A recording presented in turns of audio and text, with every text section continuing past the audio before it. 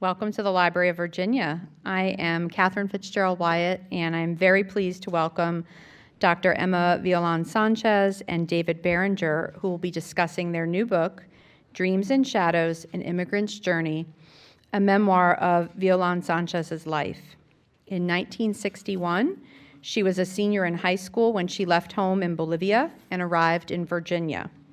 In the subsequent decades, she would suffer a tragic loss, raise 2 children as a single mother, and become a transformative figure in American public education and in service to immigrants and refugees, advocating for bilingual education and expanding opportunities for immigrant students and their families.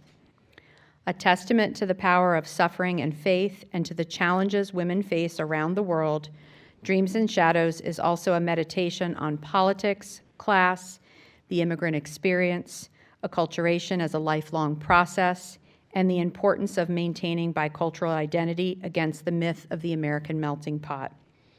Dr. Emma Violand-Sánchez is an educator and advocate for immigrants and refugees.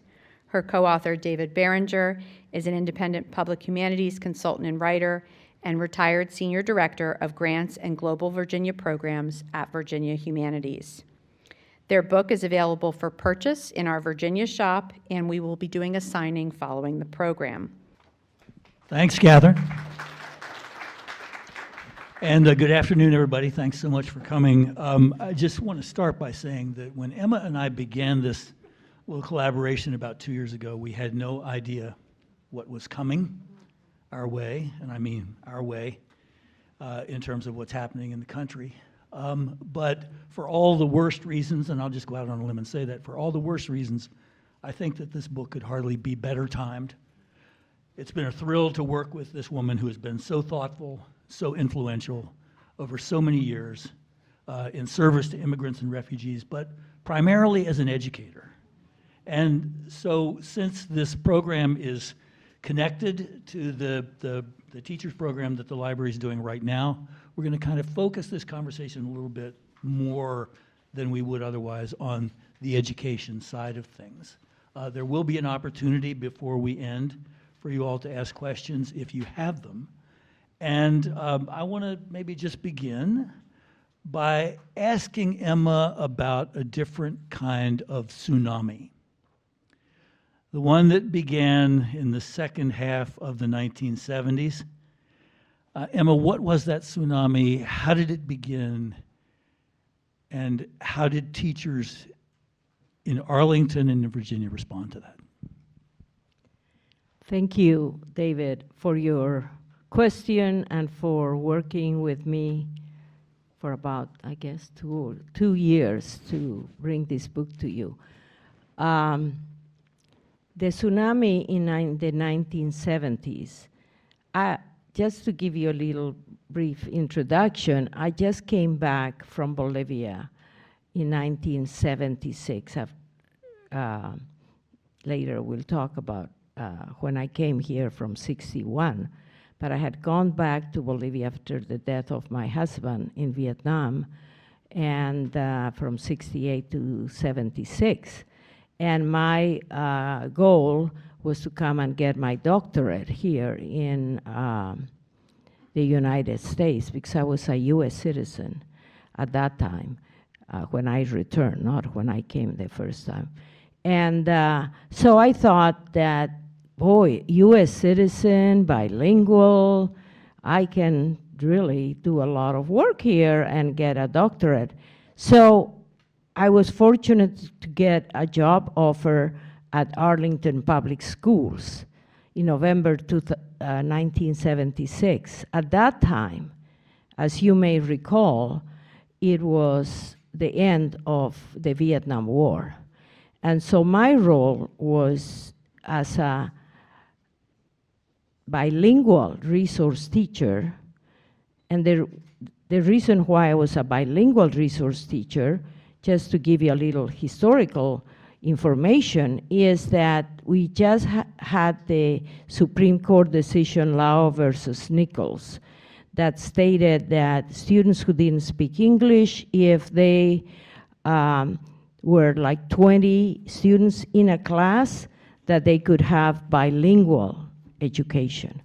So my role in Arlington, because Arlington was found out of compliance with the Office of Civil Rights, because they were not providing bilingual education or services to the students who did not speak English, it was to establish a bilingual education program in Spanish English and one in Korean English, because at that time in Arlington we had a significant Korean population.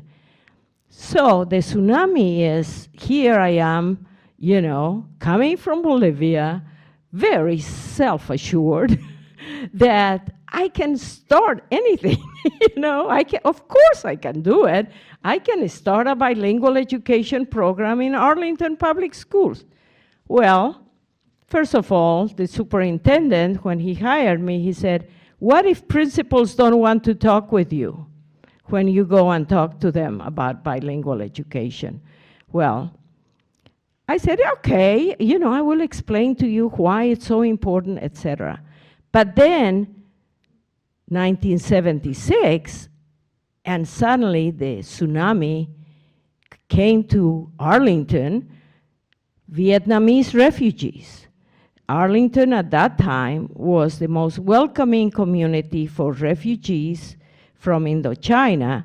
So Vietnamese refugees entered Arlington Public Schools. First, you know, trickled, and then by 80, it was a tsunami. Not only did we have Vietnamese, but then we also had Laotians, Cambodians, and it was a tsunami in the sense that you didn't expect it. You know, it was like, yes, as all of you know, schools have a way of planning for next year. How many teachers do we need? For how many students do we have? Well, Arlington had this surprise that suddenly there were 44 students in a class. And these were students who didn't speak English. And they spoke Vietnamese, or they spoke Laotian, or they spoke Cambodian. And at the same time, in Arlington, as it happens with many urban settings, right? The low-income apartments on Furlington, where all the Koreans lived, suddenly turned into condominiums. So what happens? All Koreans left for Fairfax. So that's what, you know, I experienced, that you may plan something and suddenly a group of, be it Laotian speakers, go to Reston, or they go to Minneapolis because it's a better place to live for them. But then we had to start. And we didn't have the teachers, as you can imagine, much less teachers that were bilingual in Vietnamese English or Laotian English. So we had to, and I was suddenly responsible, not just as a teacher, but then I was hired as the first administrator in Arlington to supervise all these programs. So it was an exciting time, because suddenly we had all these students that the only reason they wanted just, and the parents that came with them were so thankful, so the sense of gratitude that they felt when they brought their children to school, because suddenly their children would be safe. Their children would enter a public school that would offer buses and everything. So from the community, the refugee community, it was a blessing to work with them. From the administrator side, some of them didn't like their tax dollars to be spent for these people. Others were welcoming. Some, and we had to do a massive hiring of teachers. At that time, there were no certification requirements for teaching students. But fortunately, in 1980, we had federal funds, or before 1980, during the Carter years, the federal government was able to provide funds, Title VII grants, we had right to read grants, we had refugee funds, many other federal funds that really made a significant difference in providing programs, hiring teachers, working with universities that would prepare teachers to work with refugees and later immigrants from Central America, etc. So we encountered that tsunami. It was good. I feel so grateful to have had the opportunity to work with them. But this was an unprecedented thing. Nothing like this had happened before. There were no rules, right? There were no models for what you guys were asked to do. And at the same time, you have these young people coming into the school system who are not only not speaking English, but they're bringing a lot of trauma with them too. So would you talk a little bit more about what that moment was like, especially for the teachers who were involved? You said that it unleashed a tremendous amount of creativity. It must have been enormously challenging too. Paint a picture. Okay. As the supervisor, at that time, I had the freedom to hire teachers. That means to interview teachers, to recruit teachers from universities, to establish programs. So it was a wonderful time in a way when we reflect on that, because things have changed so much now. We didn't have state regulations. There were no SOLs. There were no all this testing. There were no requirement for what courses teachers needed to have. So with federal funds, you also had, I'm sharing all the positive things, because you had the ability to provide staff development, curriculum, money for curriculum development for teachers to have the opportunity during the summer to develop their own units, to develop their own books, because we didn't have books at that time, you know, that were targeted especially to high school students. Yes, we did have some bilingual books. We developed the bilingual books. But at the same time, 1980 later, things changed, because with the Reagan years, bilingual, and in Virginia, it became a bad word. So we couldn't use the B word, like we can't use now DEI, right? At that time, we couldn't use the B word. So the superintendent who had changed because Arlington had an appointed school board, and at that time also the county board changed parties to be Republican. Not that I want to be political, but it was the truth, okay? So they said, no more B words, your title is not ESOL bilingual, your title is HILT. So ESOL HILT.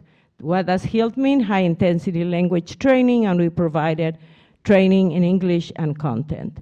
So things changed in the 80s, but while things didn't change that much, so the state started to think about us, and then other school districts starting to call for help.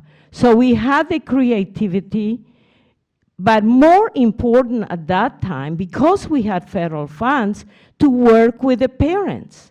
Family engagement became our part of our program. So we were not only offering English as a second language, we were also thinking about what were the sociocultural aspects of learning. And we started learning about funds of knowledge. What do immigrant families, what do refugee families, what do they bring with them? What type of work they did in their countries of origin? Yes, maybe they were cleaning offices or they were working on this, but they had funds of knowledge that we could work with them, and we believed in the parents, and we believed in the students. And yes, they came with trauma. Think about the Cambodian students with the Pol Pot regime, where the parents were separated from their children, where the parents, they were in re-education camps. And we had, at that time, for example, the Cambodian mothers, because we didn't have that many fathers because they had died, coming to Arlington, not speaking English, being illiterate in their language, the students learning English, And then finding the traumas that they had gone through. War brings trauma. And the trauma doesn't show maybe immediately when the kids come in, but it shows later. And so we had the liberty to start bilingual counselors. So we hired bilingual counselors who spoke different languages, who could talk with the families and the children. Because when we had the Central Americans, because of the war in El Salvador, later Nicaragua, all of this, they came, they had been separated from their families, and they came through the border. It was a different community. So what is it for a child, imagining a child who is 15 years old and suddenly is reconnecting with a mother or father that left them with a grandmother? So, bilingual counselors. Even our own superintendent in Arlington went to El Salvador to see what is it like. Went to Bolivia, because we had many Bolivians in Arlington. Went to Mongolia, because later in the 80s and 90s, we had Mongolians in our school. What a difference that made when you have leaders who want to understand the populations that they are serving. Yeah, and that leads into the next thing I wanted to ask you. But first, I want to linger on this one point for a minute. A child entering the school systems who not only doesn't speak English, but is not literate in his or her native language. The challenge of that is immense. And one of the most important or potent chapters in the book, for me anyway, is called Imagine a Child. And Emma, you just used that phrase. And I know that what you mean by that is to understand each child as an individual human being. Know something about his or her journey, his or her family situation, being here. All the things that go into making that person a learner in your school system. It's an immense challenge then. It's an immense challenge now. It's an ideal, but is it possible today to imagine each child in that way? Well, David, it's very hard for me to talk about today as an immigrant. It's very difficult. So let me start with what we were able to do in Arlington. And I'm not just trying to say that Arlington was the best school district. But at that time, because we had that flexibility, because we had the federal funding, we were able to, for example, we had a welcome center where the student, at that time it was called intake center, where they would come because, secretaries in the different schools, they would say, how can I register this kid? I don't speak their language. And we couldn't have people speaking different languages in all the schools, so we had a center. And in registering that center, then we started, because we had bilingual staff, Nguyen Ngoc Bic, who was very well known in the Vietnamese community. We had Laotians who were very respected in their community, etc., Koreans and Spanish speakers. And so we would, with the teachers, we would say, what is it that you want to know about the students? So the first things we say, what about their educational background?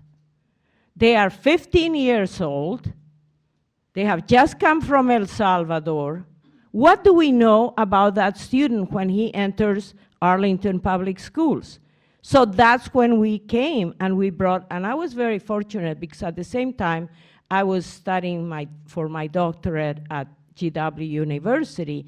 And so I was able to research and to do all the things that we as teachers, I had really the luxury to be able to be studying this, the sociocultural aspects, the learning styles, the cognitive styles. So the teacher said, We want to know when they come to us, how many years of education they had. And because we know that in other countries, especially like in my country, in Bolivia or El Salvador, or it could be, is that there's a big difference between rural education in a country and urban, and in the urban between private schools and public schools. In my country, in Bolivia, I went to a private school. So when I came, I had a very solid educational program, but I only needed to learn English when I was 16. But students coming, let's see, from El Salvador, or let's take Cambodia, they may become 15, but they did not have, elementary school, middle school, solid education that was 8 hours a week with books.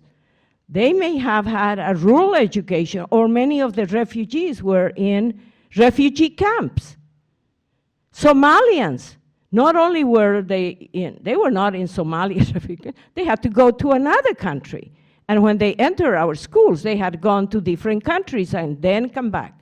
So all of these things the teachers wanted to learn. I say, well, we can ask them when we have bilingual staff at the center. So we're able to find their educational level, were they separated from their families, that's those the sociocultural aspects. What language were they educated in? What language they spoke? Let's see, coming from Bolivia, if you would be from a rural area, you may speak Quechua or Aymara, not necessarily Spanish. So, but that's the type of thing we learned. And if you had the schooling, we gave them some assessment in the native language.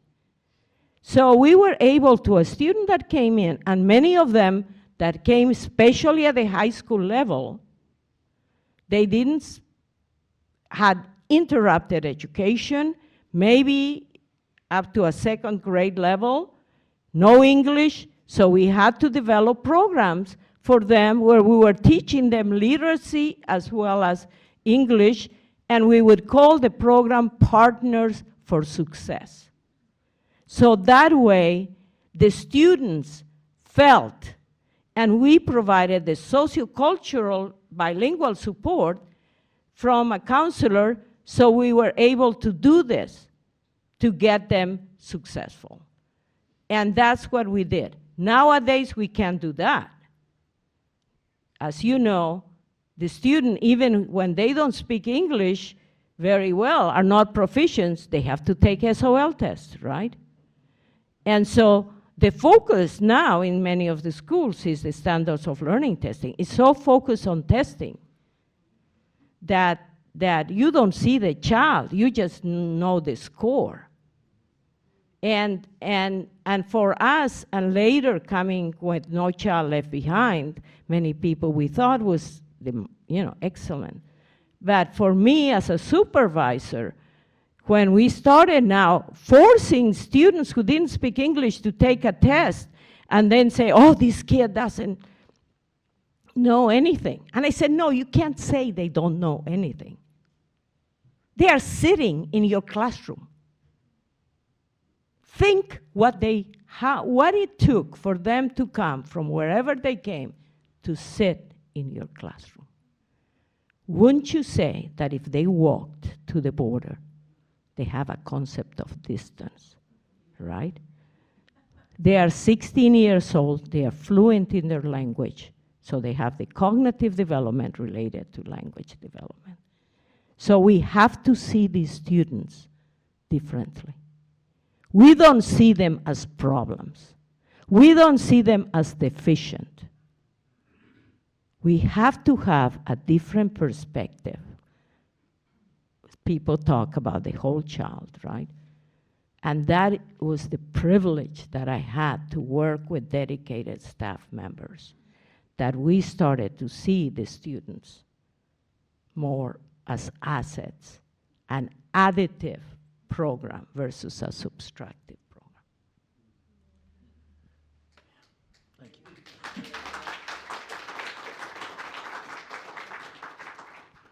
We promised we would do our best to avoid contemporary politics. But even in those days, the schools were becoming a battleground in the so-called culture wars. Along about 1981, the Reagan-era education department issued this report called A Nation at Risk, which basically said that the public schools and the teachers were failing. And so talk a little bit about that, because we're in the same place now with lots of criticism directed toward the public schools as being conveyor belts for a progressive ideology. It's the same kind of thing.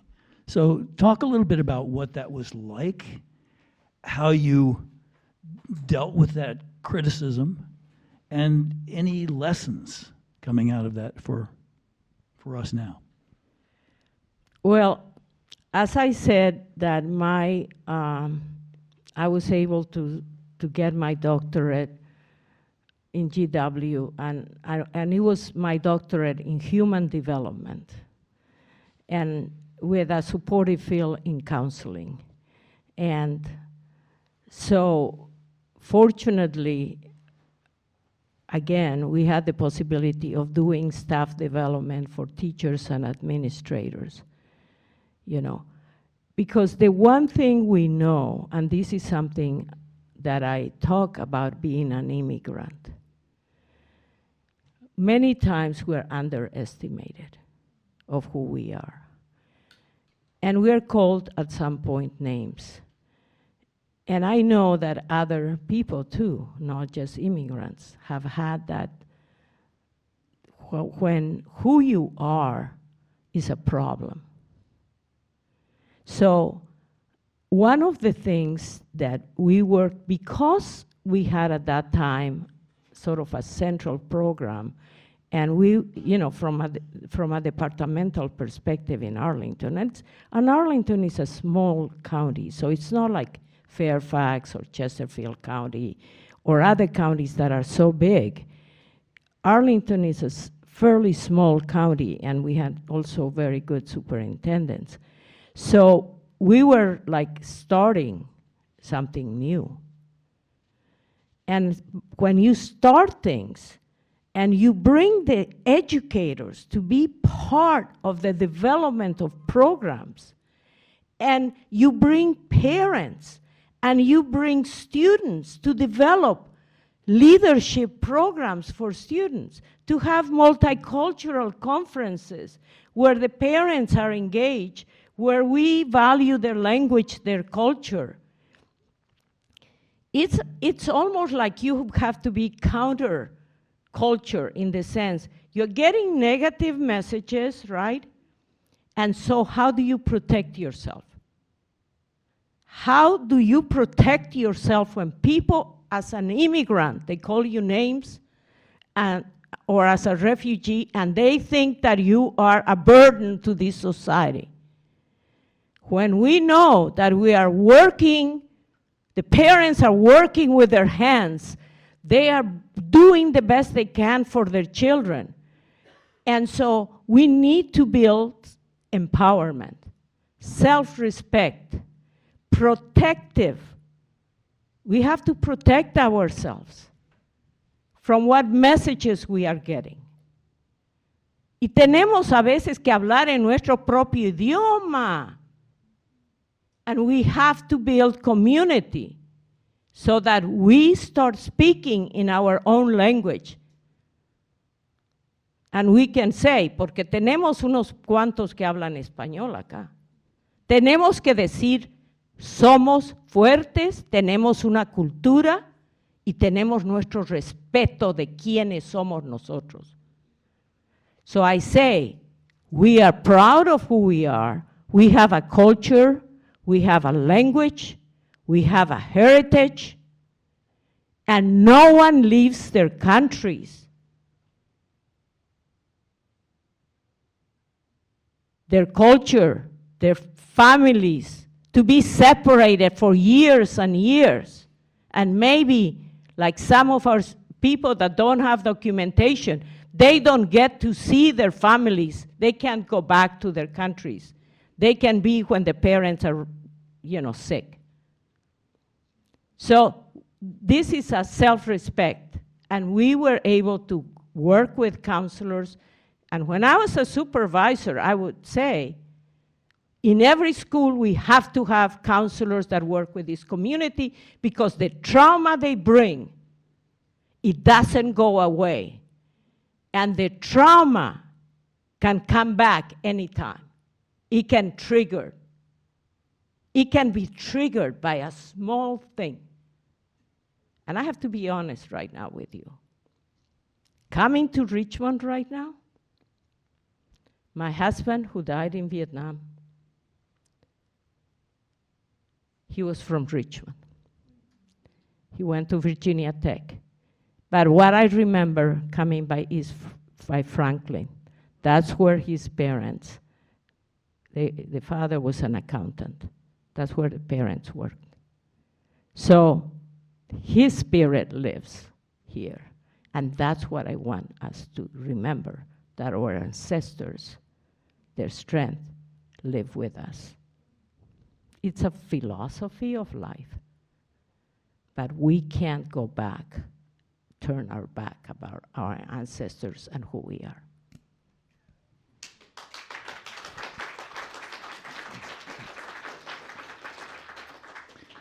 Okay. You get a glimpse of the power of this woman here sitting next to me. And Emma, at some point, you had this illustrious, deeply influential career. Retirement comes. Right on the heels of that, you made a decision to run for office. And just so you guys know, Emma became the first Latina to chair a school board anywhere in Virginia, and not just any school board, but the one with the second highest budget in the state, and still dealing with the effects of the after effects of the tsunami, all of those things. Talk a little bit about that decision you made to run for office and what that was like, and were you able in that position of influence in the school system to accomplish what you hoped to accomplish? It was also at a time of tremendous political upheaval, the DREAM Act and all of that. So talk a little bit about that. Pardon me? I retired from Arlington Public Schools in 2007. Oh, okay. I retired because No Child Left Behind put me behind. When the time came as an educator that you judge a student by their test scores, cuando tu resultado de un examen vale más que tu persona, when your test score is more important than who you are and what you bring, I felt I was at that time 62, and I was fortunate in Arlington Public Schools to be able to have a retirement because I had fulfilled the years that I could retire. And I have to tell you just a little bit, I came just from a funeral, okay? And I thought, oh my God, you know what I'm saying? You know, I'm 62, I can't retire, and I don't have to deal with these test scores. The No Child Left Behind left me behind because I could not do the things we were doing in the schools because now we have to focus on test scores. And for me, the test score was not the student. And so I was going, it was like all we have built at the whole child, to look at the whole child, to see at the parents, to understand the sociocultural background of the parents, their language as an asset. Suddenly, forget it. English only test score is the most important thing that a teacher can do to see if they pass the standards of learning. That's it. We don't look at anything else but that test score. It was hurting for me. So I said, I have the right, I can retire, and I did. But then my Latino friends came and said, Emma, We have not had a school board member, and for the first time in many years, they're opening a slot in the school board. And of course, I was very, I thought I could do anything, But, I had, by the time I was there, I was in my 60s, self-empowered, right? I had a good career. I was teaching at Georgetown University. I finished my doctorate. That took me, Took me 12 years to get my doctorate because I had children in between, a divorce, et cetera, et cetera. So I felt like, oh my gosh, I can retire and I will live happily ever after and take care of my mom. Well, anyway, my Latino friends, first Latino county board member, Walter Tejada, says, Emma, sorry, this is the time, this is our time. You're still known in the county, and Latino parents will help you. Los padres latinos te van a apoyar. And suddenly, I was elected at the school board. Well, it was a surprise, I have to tell you, because I got the most votes. But it was a surprise because there were other people that have been very active in the Democratic Committee, and it was their time. You know how it's their time. So I surprised them. So my board colleagues were not happy because they had supported other candidates.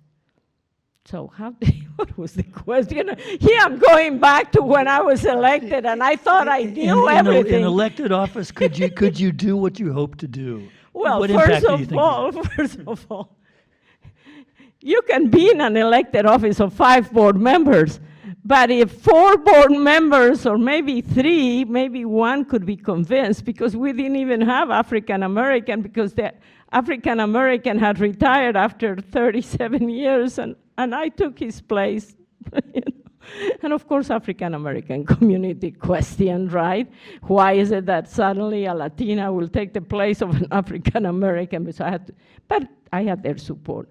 So I had to, again, prove myself with board members. So my greatest, it wasn't what I could do as a school board member, because I thought, I'm an educator. I bring all this knowledge. But that was a detriment, like for them. It was like, no. Emma, you are not ready to be the chair of the school board. You have been for the school board 3 years, but it doesn't matter because you are not really ready. That's what other board members told me when it was my term to be a chair. Well, Latinos found out and they came to the school board, and of course they were embarrassed because they were called racist, and so anyway.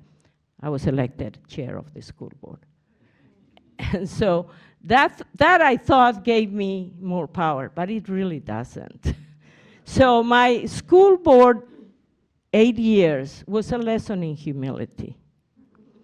I realized that in politics, you have to spend more time dealing with other board members or other powers to be versus what you can do as a teacher, as an administrator. I had more freedom but I was fortunate then to have a very strong relationship with the African American community. We were able to have the first historical African American school, and we did several things because at that time in Arlington, we even had Spanish for all students in the public schools. So I had some wins. But after 8 years, I felt that my mother needed me more than the school board. So I'm going to ask one more question, and because there's a big piece of this story that we haven't really touched on, and then we'll invite some questions from you guys. The Dream Project, which became your life's work after you stepped down as an educator. Would you talk a little bit about what the Dream Project is and why it matters? The Dream Project. In 2000, what was it? I have to get my years together. I think it was 2010. 2010, we had a significant number, and we have in Virginia, of children and students who, thanks to the Supreme Court decision Plyer versus Doe, they can enter our public schools regardless of their immigration status. So we did have many students who are undocumented, right, in our schools.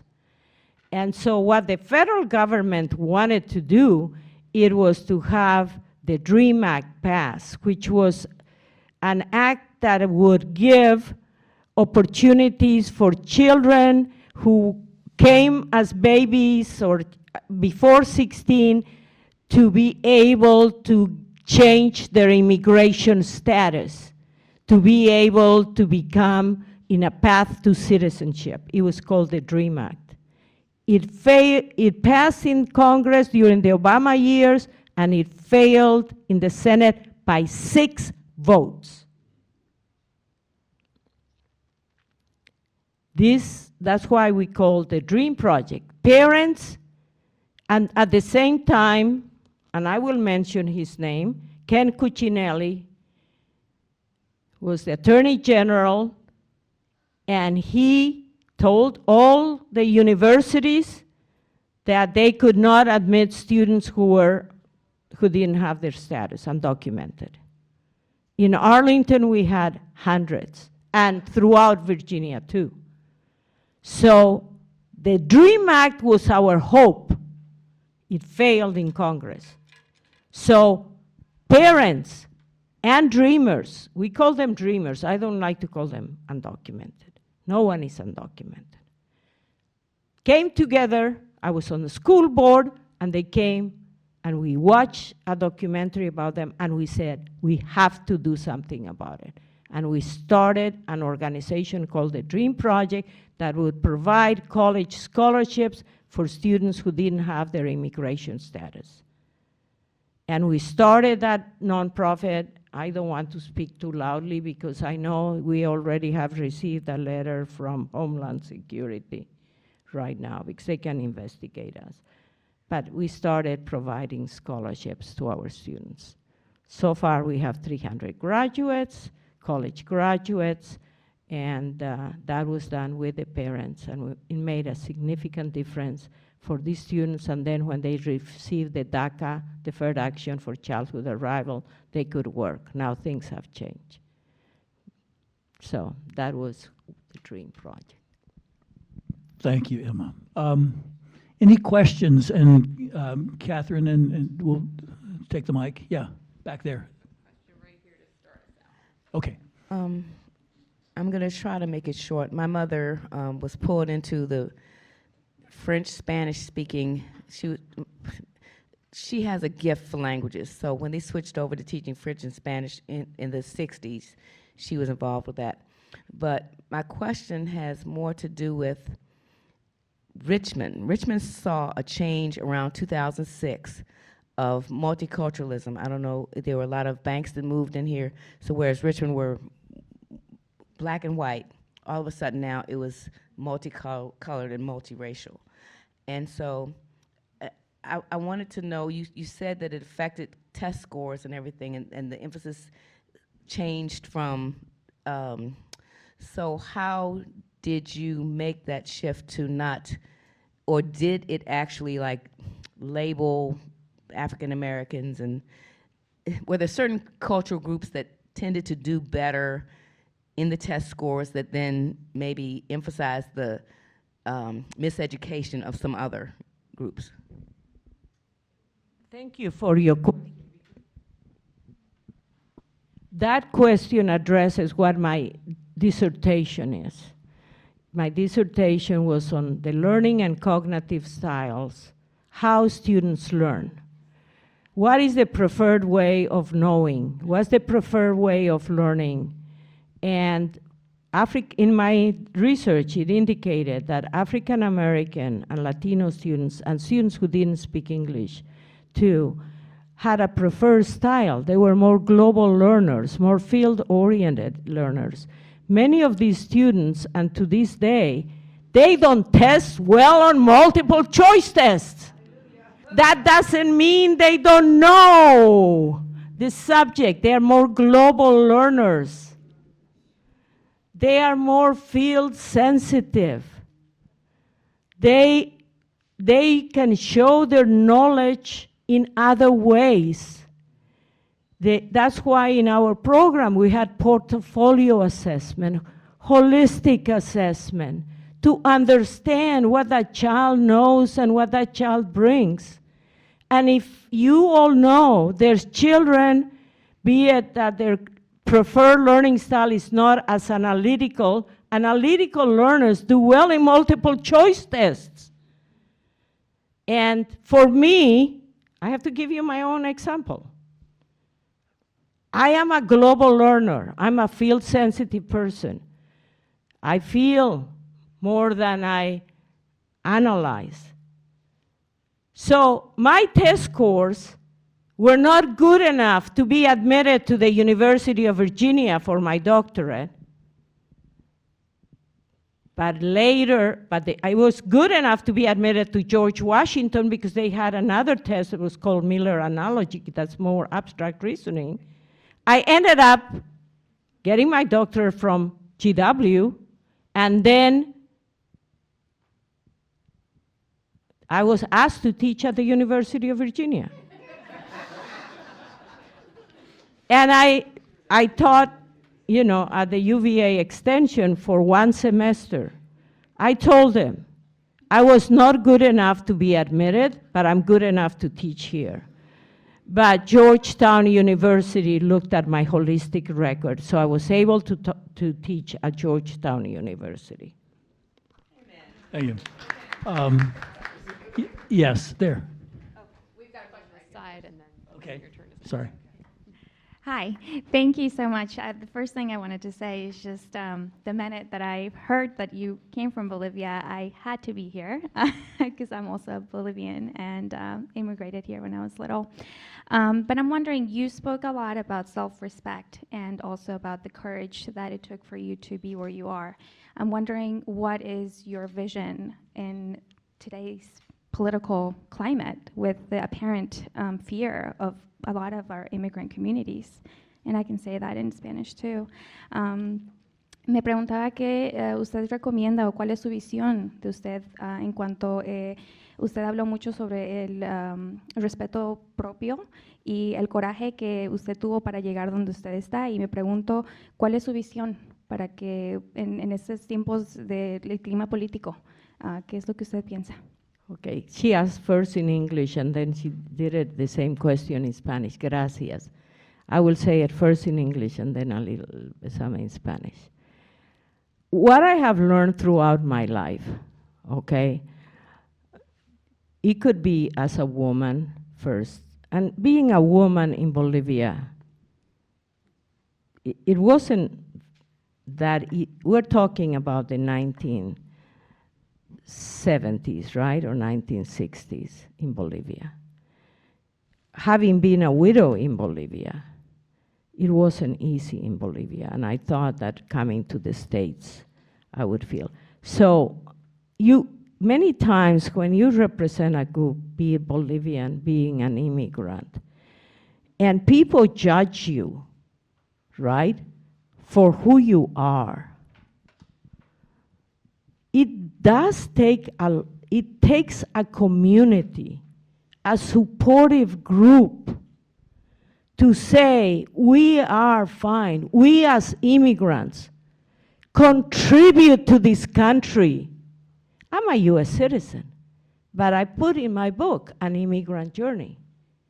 Or people who are African Americans. When I was in Radford in the 60s, 62 to 66, they didn't admit African Americans in Radford.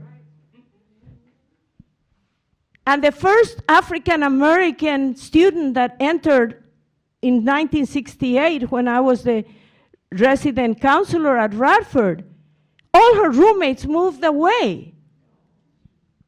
And I remember being with her every night. But after a semester, she left. it's too painful to be rejected for who you are. You know, be it the color of your skin, be it your immigration status, be it your culture, your history. Es muy difícil para nosotros inmigrantes que nos rechacen cuando nosotros venimos a contribuir a este país. We come, we don't leave our countries to be a burden. We leave our countries to contribute. And we do, with our hands. Thank you. You've been patient. Thank you. I appreciate it. I have a technical question about your writing because I'm fascinated at how this project came about. You said, Emma, in the beginning that it took 2 years to put this project together. And I mean, we could spend all afternoon here listening to you talk about your fascinating story. And I'm wondering how you worked together, David, what your role was as co-author. If you could just elaborate on the collaboration process. I was a midwife. Okay, one time I did write about a passage about how my husband died in Vietnam. I learned he died August 22nd, 1968. And I found out in October that he died by suicide, by self-inflicted gunshot wound. Okay, so I started writing about that because I had a dear friend who said to me, Emma, you have to write. You have to get it off your body because I kept that secret for too long. And then David, by that time, he had retired. After, when I started dealing, now retired, my mother had died. I had time to reflect. And I started writing, but really, as a second language learner, I always felt better by talking than writing. And so, bless the Lord, David came. And he said, we can work together. And so that's how I started. I would show David, and then later we had a system, and he can tell you more about it, how he brought the story and how we collaborated. And right now, he knows everything about me. He's one of my best friends in the world. But David, take it. Well, this whole enterprise is based on trust.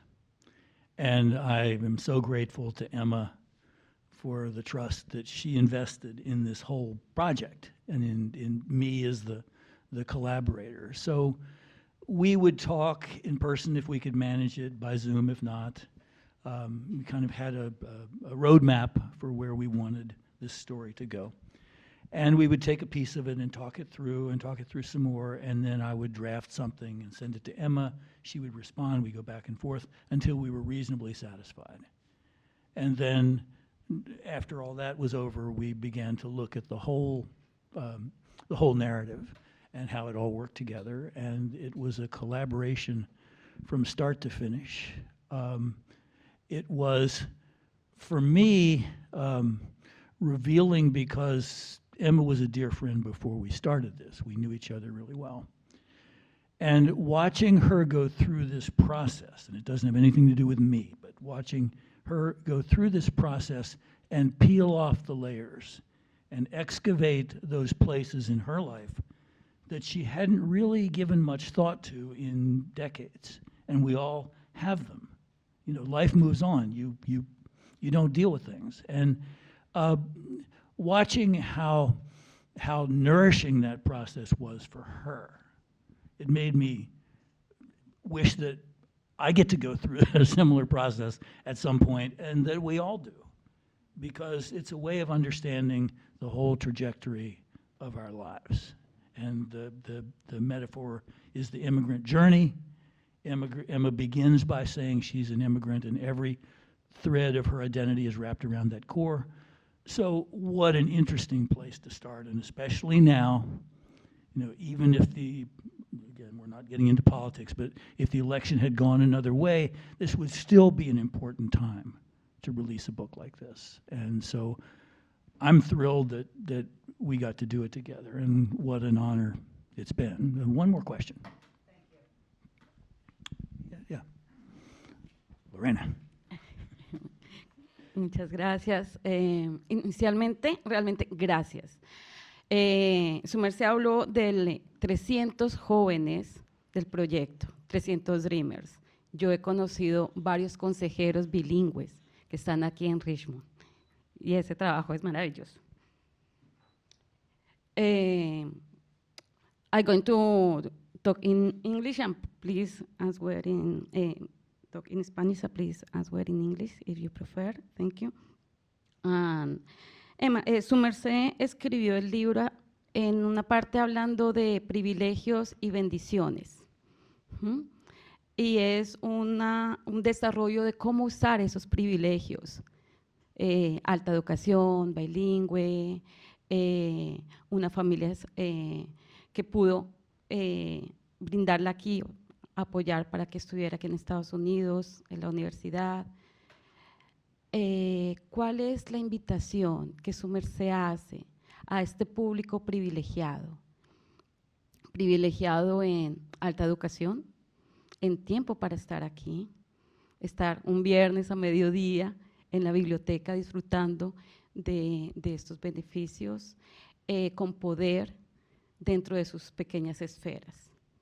I am asking about what is the invitation about the privilege, a blessing that we have here as a public. What is the invitation that she can share for us? Thank you. Tu pregunta es bien profunda. Her question, you know, I mean, I was so enthralled by her question that, and then you switch to English, that I got lost in it because you made me really think about it. ¿Me puedes repetir un poquito más el punto importante?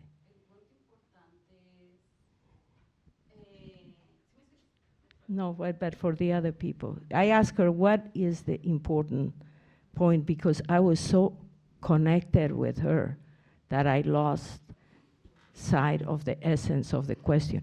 And this is just a little thing because many of you, when one speaks another language and you change to that language, it's almost your whole being becomes connected through that language. And so when she was speaking in Spanish, I was so connected with her that I lost a little bit the key question that she wanted me to answer. So I'm asking her again to repeat the question because I want to answer the key. I was totally connected with her. ¿Quieres que repita la pregunta en inglés? Yeah, in English, yeah. In English is, what is the invitation that you could ask us because of our privilege? We are privileged people here. We are spending time this Friday being safe, relaxed, listen to you. And because we have privilege, we have power and responsibilities because of those privileges.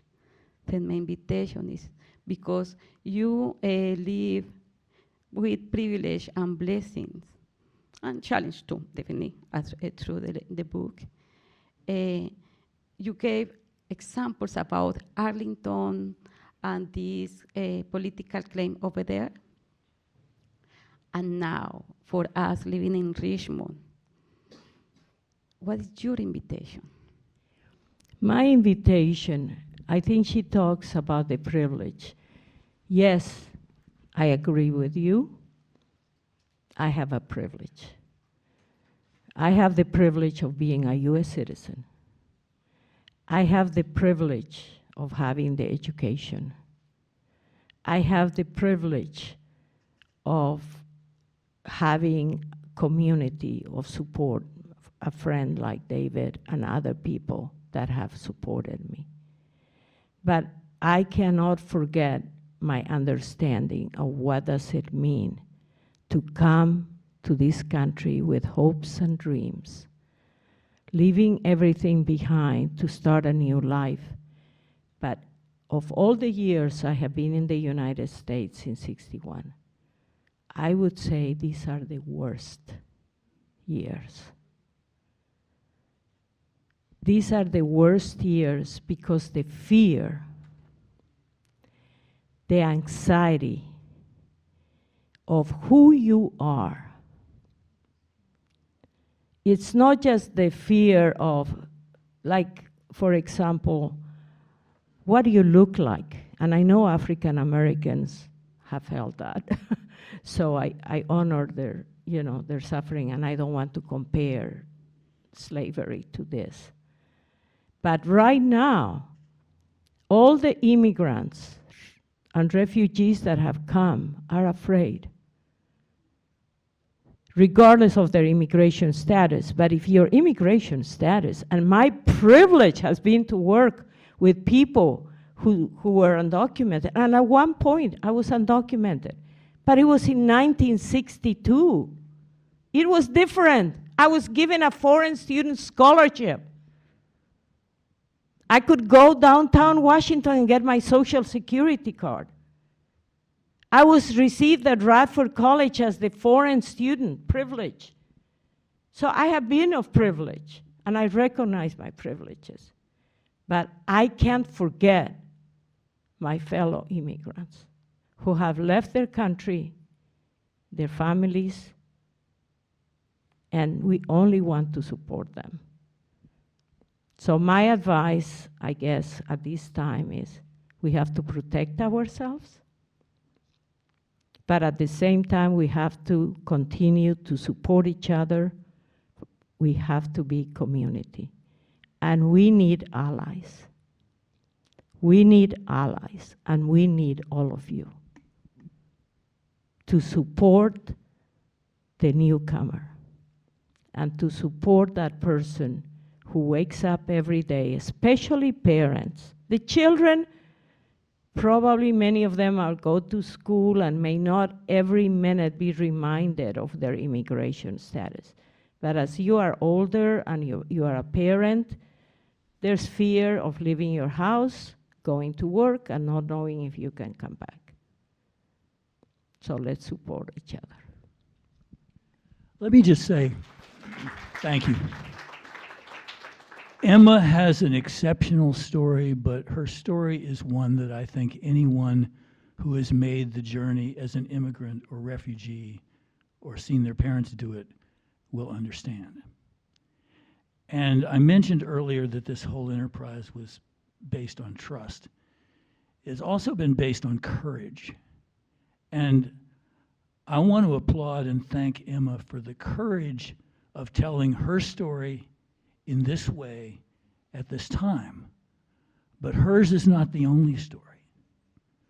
There are thousands of stories that are as compelling as hers is. And if we can find a way to make those stories known, that will be some kind of contribution. So my thanks to Emma. My thanks to all of you for being here. And especially thanks to the Library of Virginia for hosting us, for making this possible. I understand that it's been recorded, so if you want to return to some piece of this, you can. If you want to share it with somebody else, you can. And we will see you, I guess, in the lobby for a little more conversation and book signing. And thank you so much for being here. Muchas gracias.